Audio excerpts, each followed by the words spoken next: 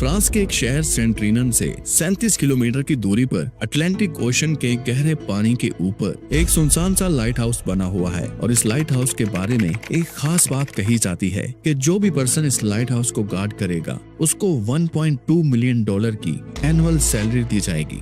ये रकम 32 करोड़ रुपए बनती है। लेकिन उसके बावजूद भी 1991 से यहाँ कोई भी इंसान ये जॉब करने के लिए राजी नहीं हुआ। और इसके पीछे की वजह जानकर आपके रोंगटे खड़े हो जाएंगे। आंसू टीवी के एक और एपिसोड में आप सबका वेलकम। आपके प्यार का बहुत शुक्रिया। आमतौर पर लाइट हाउस को समंदर में एक बुलंद जगह या चट्टानों के ऊपर बनाया जाता है ताकि इसकी रोशनी ओशन के अंदर जहाजों और कश्तियों को सही रास्ता दिखा सके, ताकि वो साहिल से या फिर चट्टानी रास्ते से ना टकरा जाएं। पूरी दुनिया में इस वक्त 18,000 से ज्यादा लाइट हाउसेज हैं, लेकिन इनमें से 4,000 लाइट हाउस ऐसे हैं जो अभी पूरी तरह से एक्टिव हैं। और इन्हीं में से एक लाइट हाउस ऐसा है जिसके बारे में लोग बात करने से भी डरते हैं।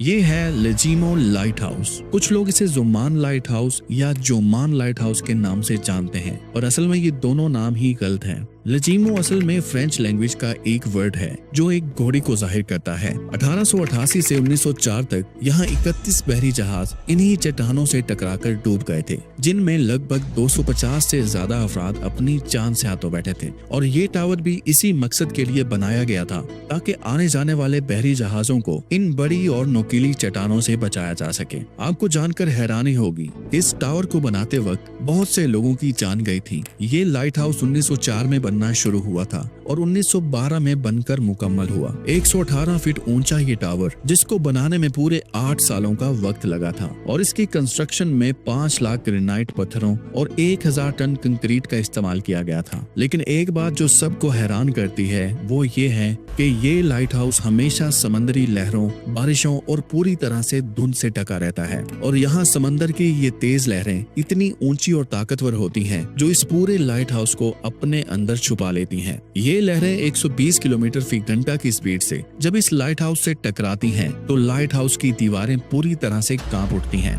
5 दिसंबर 1991 ये एक हिस्ट्री का तूफानी दिन था जब 60 फीट बुलंद लहरें इस लाइट हाउस से टकरा रही थीं। उस वक्त लाइट हाउस की निगरानी पैरली गोफ कर रहा था, जो उस वक्त इसके अंदर अपनी ड्यूटी कर रहा था, और ये पूरी तरह से इस तूफान में डरा हुआ था। अचानक इसने बाहर हेलीकॉप्टर की आवाज सुनी, ये समझकर कि शायद कोई बाहर इसकी मदद के लिए आया है। लेकिन वो हेलीकॉप्टर जॉन गोशार्ड का था, जो एक फोटोग्राफर था, और वो उस दिन समुद्री तूफान की फोटोग्राफी कर रहा था। जैसे ही पेयरली गोफ लाइट हाउस के दरवाजे पर मदद के लिए पहुंचा तो लाइट हाउस के पीछे से एक जबरदस्त लहर उठी और इसे अपने साथ बहा ले गई, जिसके नतीजे में इसकी मौत हो जाती है और उसकी बॉडी समंदर में कहीं भी नहीं मिलती। लेकिन उस वक्त की एक फोटो जरूर मिलती है जो उसी हेलीकॉप्टर से जॉन गोशार्ड ने बनाई थी, जिसके बाद ये लाइट हाउस बहुत ज्यादा फेमस हो जाता है। और इस फोटो के साथ साथ कुछ बातें भी बहुत ज्यादा फेमस हो जाती हैं जो इस लाइट हाउस को और ज्यादा खौफनाक बना देती है। इस अजीबोगरीब लाइट हाउस को देखकर अक्सर लोगों के दिमाग में सवाल आता है कि आखिर इस लाइट हाउस को बनाना क्यों जरूरी था, और ये बात क्यों जरूरी है कि हमेशा इस टावर की लाइट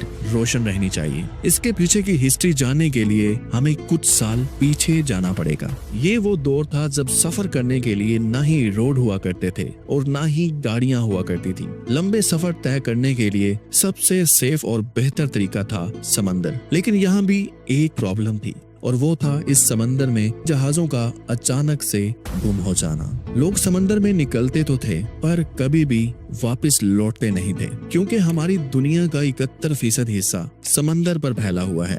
और अगर हम पूरी दुनिया का लैंड एक जगह इकट्ठा कर दें, अगर 7 कॉन्टिनेंट्स को मिला भी दें, तो भी पैसिफिक ओशन ज्यादा बड़ा होगा। जब पुराने जमाने में सेलर इस समंदर में अपना सफर तय करते थे तो इन्हें कुछ भी पता नहीं होता था कि अगली जमीन इनसे कितनी दूर है, क्योंकि नेविगेशन उस दौर में दुनिया का सबसे बड़ा मसला हुआ करता था। तब आज के दौर जैसा जीपीएस सिस्टम नहीं हुआ करता था। इन सेलर्स को अपनी डायरेक्शन देखने के लिए सूरज को देखना पड़ता था, और रात के वक्त रास्ता देखने के लिए सितारों को ट्रैक करना पड़ता था। और शुरुआत में ये कुछ नेविगेशन टूल्स पर डिपेंडेंट हुआ करते थे, जिनसे इन्हें किसी हद तक समंदर में रास्ता तलाश करने में मदद मिलती थी। मगर समंदर में सैकड़ों किलोमीटर दूर जब तूफान आता था तो ये जहाज पूरी तरह से अपनी डायरेक्शन खो देते थे। थे, जिस वजह से ये महीनों तक ओशन में भटकते रहते थे और फिर जमीन ना मिलने की वजह से ये लोग समंदर के अंदर ही भूख प्यास से मारे जाते थे। एक ऐसा ही हादसा हुआ था जिसने उस दौर में समंदर में सबको हिला कर रख दिया।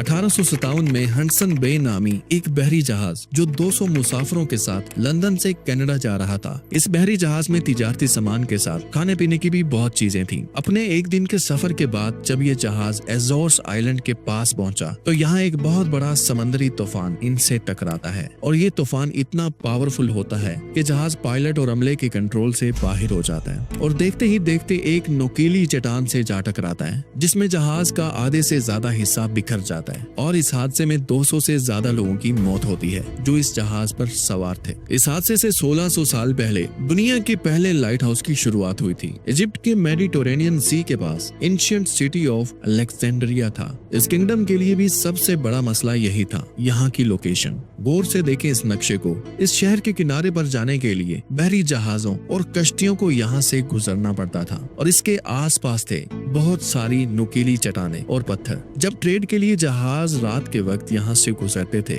तो ये लकड़ी के बने हुए शिप इनसे टकरा जाते थे और शिप में पानी भर जाता था और शिप पूरे सामान के साथ डूब जाया करते थे। उस वक्त यहाँ के राजा किंग पटोलमी ने उस टाइम के एक्सपर्ट और ब्रिलियंट आर्किटेक्ट्स को बुलवाया ताकि वो इस सोल्यूशन के लिए कुछ मदद कर सके। इन सब ने मिलकर एक बहुत ही जबरदस्त मॉडल बनाया जिससे शिप को रात के वक्त न सिर्फ चट्टानों और पथरीले रास्तों से बचाया जा सकेगा बल्कि उस वक्त के समंदरी लुटेरों से भी इन्हें पूरी तरह महफूज रखा जाएगा और कोई भी तूफान अगर आता है तो ये लाइट हाउस इनको अलर्ट भी कर सकेगा। ये एक ऐसा मीनार था जो 284 फीट ऊंचा था जिसे मुकम्मल व्हाइट मार्बल से बनाया गया था। ये टावर अलेक्जेंड्रिया के साहिल पर आइलैंड ऑफ फेरो के ऊपर बनाया गया जिसके टॉप पर रात के वक्त एक बहुत बड़ी आग जलाई जाती थी जिसको हर वक्त लगातार ऑयल की और लकड़ी की सप्लाई मिलती रहती थी। इस लाइट हाउस को आज दुनिया के 7 एंशिएंट अजूबों में एक माना जाता है और इसके पीछे वजह थी इसका डिजाइन और इसका पुराना होना। उसके बाद दुनिया के हर किंगडम ने ये टावर बनाने शुरू कर दिए। आज के दौर में बहुत सारे बहरी जहाज ऐसे हैं जिनमें एडवांस नेविगेशन फीचर्स होते हैं और यही वजह है अब ज्यादातर लाइट हाउस नकारा हो चुके हैं। अब एक्सपोज करते हैं इस लाइट हाउस पर बनी हुई कुछ ऐसी बातों को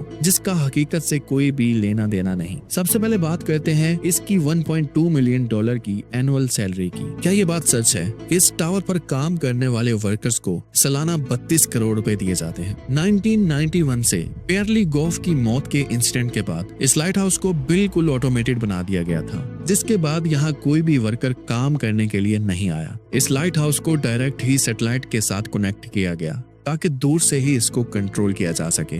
दुनिया में अभी भी कुछ ऐसे लाइट हाउस टावर हैं जिनमें अभी भी लोग काम करते हैं। यहाँ काम करने के लिए वर्कर्स की जिंदगी खतरे से भरी हुई होती है। इनको कई महीनों की ट्रेनिंग दी जाती है ये काम करने के लिए। कोई भी आम आदमी यहाँ 4 घंटे भी जिंदा नहीं रह सकता। लाइट हाउस के एक कीपर नोमो पीटर्स ने बताया था कि यहाँ की पहली रात बहुत खौफनाक होती है क्योंकि यहाँ समुद्री लहरें तेज होती हैं और जब ये टावर से टकराती हैं तो ऐसा महसूस होता है जैसे किसी ने लाइट हाउस को धक्का मारा है जिस वजह से रात भर नींद नहीं आती। उसने ये भी बताया कि मैंने जिंदगी में कभी खुद को इतना अकेला महसूस नहीं किया। समंदर की तेज हवाएं मुझे किसी के यहाँ होने का एहसास दिला रही थी और ऐसा लगता था जैसे मुझे कोई देख रहा है और जब मैं समंदर में देखता था तो ऐसा लगता था जैसे यहाँ से औरतों के रोने की आवाजें आ रही हैं। आमतौर पर इन वर्कर्स की सालाना सैलरी $70,000 से $80,000 के बीच होती है लेकिन इस $1.2 मिलियन सैलरी देने वाले लाइट हाउस की आखिर कहानी क्या है? सैलरी का इतना बड़ा फिगर सुनकर दुनिया भर से 50,000 लोगों ने इस जॉब के लिए अप्लाई किया मगर इसकी हकीकत कुछ और है। दोस्तों, जब ये टावर बना था तो इसको बनाने में उस वक्त 1 लाख यूरो का खर्च आया था जो लगभग आज के दौर में भी 29 करोड़ रुपए बनते हैं। मेरा आपसे सवाल है, एक लाइट हाउस जो बना ही 29 करोड़ में था उस पर काम करने वाले कीपर की सैलरी 32 करोड़ रुपए कैसे हो सकती है? ये एक तरह का बिजनेस है जिसका फायदा उठाकर आपके साथ बहुत बड़ा स्कैम किया जा रहा है। इस स्कैम का शिकार ज्यादातर वो लोग हुए हैं जिन्होंने इस जॉब के लिए फेक वेबसाइट के थ्रू फॉर्म सबमिट किए थे और यही हकीकत है। दुनिया में ऐसी बहुत सी मिस्ट्रीज हैं जिन्हें सॉल्व किया जा चुका है मगर एक मिस्ट्री ऐसी भी है जिसे अभी तक सॉल्व नहीं किया गया, और वो मिस्ट्री है इजिप्ट के पिरामिड ऑफ गीजा की। आखिर इन पिरामिड्स के बनाने का मकसद क्या था, और जब इसके अंदर देखने के लिए रिसर्चर्स की एक टीम ने एक रोबोटिक कैमरा इसके अंदर दाखिल किया, तो इसके अंदर ऐसा क्या मिला जो पिछले 4500 सालों से किसी ने नहीं देखा था। अगर आप चाहते हैं कि इस टॉपिक पर वीडियो बनाई जाए तो कमेंट में जरूर बताएं। आज के लिए इतना ही, मिलते हैं किसी और शानदार वीडियो में।